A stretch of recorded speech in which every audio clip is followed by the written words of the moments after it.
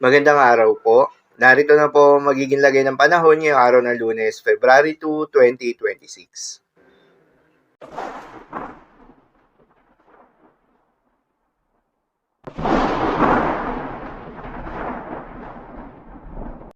Sa kasalukuyan na tayong sa pag-asa, patuloy na umiiral itong shear line o yung banggaan ng malamig at mainit na hangin at nakakaapekto sa may eastern section ng Southern Luzon at Visayas. Dahil dito ay asahan yung maulap na kalangitan na may kalat-kalat ng mga pagulan at isolated thunderstorms. Habang northeast monsoon o hangin amihan, ang patuloy namang nakakaapekto sa nalalabing bahagi pa ng Luzon.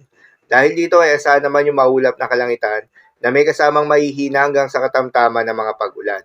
At sa nalalabing bahagi pa nga ng ating bansa, asahan naman yung bahagyang maulap hanggang sa maulap na kalangitan na may kalat-kalat ng mga pagulan o thunderstorms na dulot ng mga localized thunderstorms.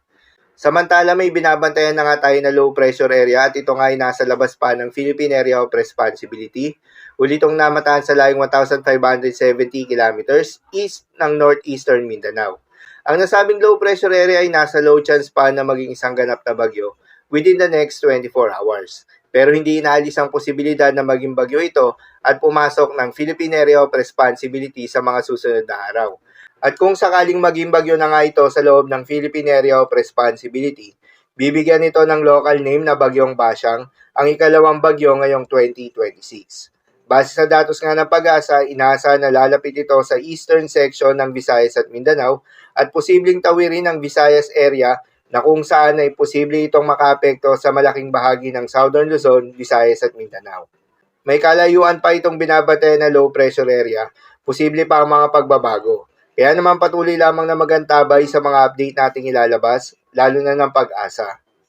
Para naman sa magiging lagay ng panahon ngayong araw ng Lunes, dahil nga sa epekto nitong shear line, asahan sa Visayas, Sorsogon, Masbate, Dinagat Island, Surigao del Norte at Surigao del Sur, ang maulap na kalangitan na may kalat-kalat ng mga pagulan at isolated thunderstorms.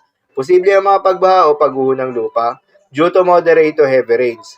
At sa nilalabing bahagi naman ng Mindanao ay asahan yung bahagyang maulap hanggang sa maulap na kalangitan na may kalat-kalat ng mga pagulan o thunderstorms na dulot ng mga localized thunderstorms.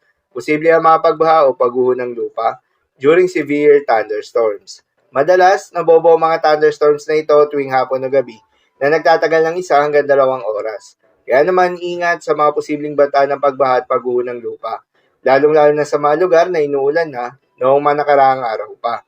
At sa Metro Manila at nalalabing bahagi pa ng Luzon, ay asahan naman yung bahagyang maulap hanggang sa maulap na kalangitan na may kalat-kalat na mga mahihinang pag-ulan na dulot pa rin ng northeast monsoon. Para naman sa magiging lagay ng mga dagat baybayin, ayon sa pag-asa ay wala pa rin tayong nakataas na gale warning sa anumang seaboards ng ating bansa.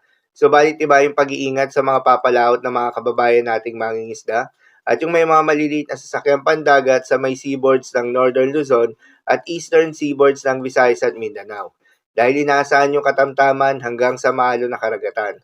Habang banayad hanggang sa katamtaman ng mga pag-alo naman sa nalalabing seaboards ng ating bansa.